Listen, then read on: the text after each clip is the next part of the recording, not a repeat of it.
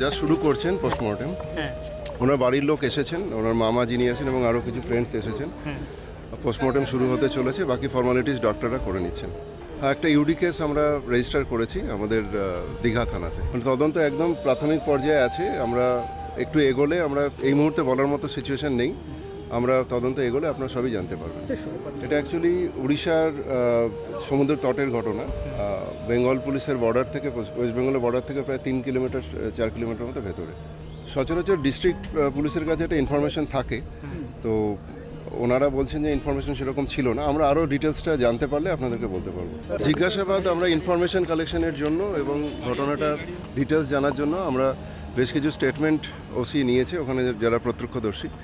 পরবর্তীকালে আমরা যেরকম অগ্রগতি হবে, যদি কোনো অভিযোগ থাকে আমরা সেভাবে তদন্ত করব।